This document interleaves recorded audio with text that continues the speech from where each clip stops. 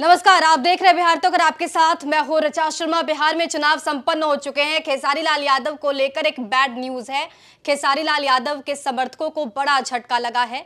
खेसारी छपरा से चुनाव हार गए हैं, लेकिन हार जीत चुनाव में होते रहते हैं। गौरव इस वक्त हमारे साथ है। गौरव ने छपरा सीट को ग्राउंड से जाना है, वहां की समस्या क्या है, खेसारी ने कैसे कैंपेनिंग की और कितना असर रहा, कहां पिछड़ गए। मुझे लगता है कि गौरव को ज्यादा पता होगा। खेसारी लाल यादव का चुनाव ना जीतना, सबसे पहले ये बताइएगा कि क्यों नहीं जीत पाए, क्या कमी रह गई? मुझे लगता है कि एक तो जब मतलब मेरे नजरिए से जब मैं फील्ड पर था तो उस दौरान मुझे ये नजर आ रहा था कि खेसारी लाल यादव के लिए ये फाइट थोड़ा आसान होगी। क्यों? क्योंकि बीजेपी के जो प्रत्याशी हैं छोटी कुमारी और बीजेपी की बागी जो हैं राखी गुप्ता, वो आपस में जो है वो वोट काट काट के आपस में कहीं ना कहीं एज जो है वो खेसारी लाल यादव को दे देंगे। लेकिन जो मैंने जब नतीजे देखे, जो राउंड वर राउंड जो काउंटिंग्स आ रही थी, उनमें मैंने देखा कि राखी गुप्ता तो फाइट में थी ही नहीं। राखी गुप्ता तो कभी चैलेंज थी ही नहीं।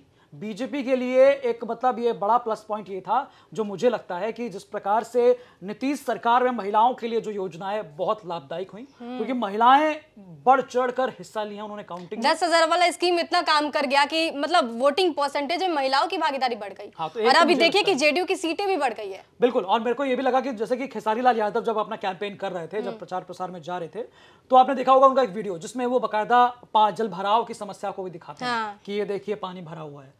तो मतलब एक तरह से समस्याएं वो उठा रहे थे जनता की। बट मुझे लगता है कि जनता पर उन समस्याओं से ज्यादा जो प्रभाव पड़ा है वो सरकार के प्लस पॉजिटिव जो योजनाएं हैं वो, और प्लस जिस प्रकार से बीजेपी और तमाम बड़े शीर्ष नेताओं ने जो एक कॉन्सेप्ट सबके दिमाग में डाला कि आप अपने पेरेंट्स से पूछिए कि लालू सरकार का काल क्या था। मुझे लगता है कि प्रभाव जो है जंगल राज वाला, ये भी इफेक्ट। अच्छा गौरव, आपको ये भी लगता है क्या कि खेसारी लाल यादव को कम समय मिला, क्योंकि वो ये मान रहे थे कि उनकी वाइफ चुनावी रण में आएंगी, हालांकि बहुत ही जल्द उनकी ज्वाइनिंग हो जाती है और बहुत कम वक्त मिलता है उनको चुनाव प्रचार करने का।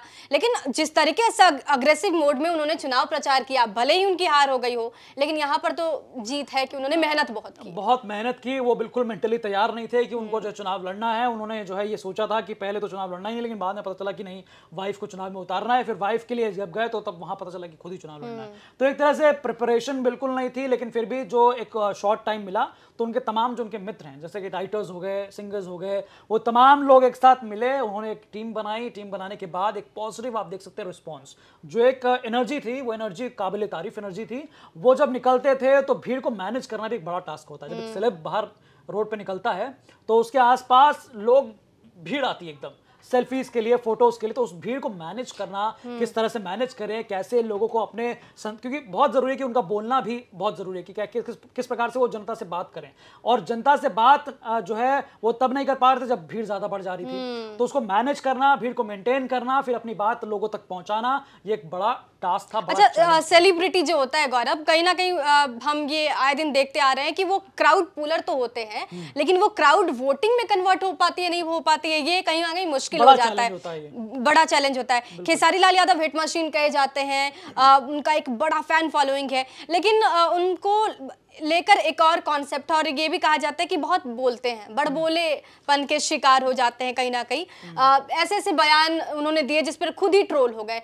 तो ये भी एक आपको लगता है कि एक फैक्टर हो सकता है चुनाव में? बिल्कुल, ये फैक्टर हो सकता था, लेकिन जब उन्होंने ये एक जो सबसे ज्यादा जिस बयान की वजह से वो ट्रोल हुए, वो था बहन और पत्नी को लेकर। कि मैं जब घर में रहता हूँ, बेड पे रहता हूँ, तो मैं अपनी पत्नी को पत्नी की तरह ट्रीट करता हूँ, जब बाहर रहता हूँ तो उसे जो है बहन की तरह ट्रीट करता हूँ।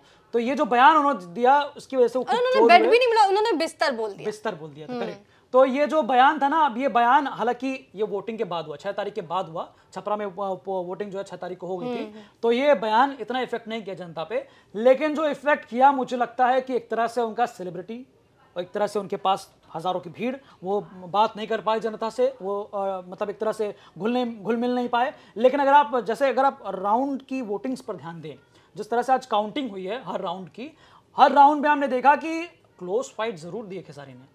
मतलब हम इनको बिल्कुल हल्के में नहीं ले सकते। एग्जैक्टली क्लोज फाइट दी है उन्होंने छोटी कुमारी को। हर जगह जो है, कहीं किसी राउंड में वो आगे थे, किसी राउंड में छोटी कुमारी पीछे थी, किसी में छोटी कुमारी आगे थी, वो पीछे थे। तो इस तरह से राउंड बाय राउंड चीजें जो होती नहीं, लेकिन क्लोज फाइट उन्होंने दी है। हाँ, जो तीसरा एक कॉन्सेप्ट जो कहा जा रहा था कि राखी गुप्ता इफेक्ट डालेंगी, वो कहीं नहीं डाला उन्होंने। तो खेसारी लाल यादव ने मेहनत तो बहुत की, हालांकि हार गए, लेकिन इसको हार भी नहीं कहेंगे खेसारी लाल यादव के लिए, क्योंकि उन्होंने मेहनत की थी और कहीं ना कहीं वोटों में वो दिखा है, वोट्स उनको मिले हैं। और लोकसभा में तो पवन सिंह की भी हार हुई थी, लेकिन आज देखिए पवन सिंह का नाम फिर से राजनीति में खूब बढ़ रहा है, खूब चर्चा में है।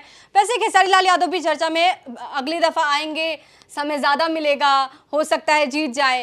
तो ऐसे नाखुश और नाराज़ होने की ज़रूरत नहीं है, निराश होने की ज़रूरत नहीं है। खेसारी लाल यादव के हार पर आप क्या कुछ कहना चाहते हैं और आपको क्या लगता है कहाँ पे कमी रह गई? कमेंट बॉक्स में जरूर लिखिएगा। बने रहिए हमारे साथ और देखते रहिए बिहार तक।